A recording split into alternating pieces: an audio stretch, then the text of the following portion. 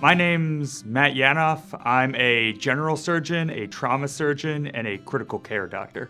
Surgery just kind of seemed to me to be one of the most interesting fields. You never know what you're going to be doing one day from the next. Patients really have to put their trust in us when we take them back to the operating room to try and heal or try and help.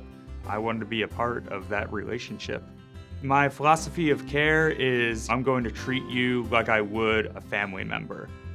At the end of the day, I hope my patients say they're happy with the care that I provided, that I communicated well with them, and they are feeling better. You know, it's a great feeling knowing that I could positively impact their lives.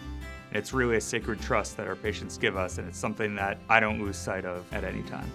What I love about my job is I get to come in every day to a new challenge, work with some great colleagues, and take care of my fellow community members here in Fredericksburg. And it's just an honor and a privilege for me to be here and have that opportunity.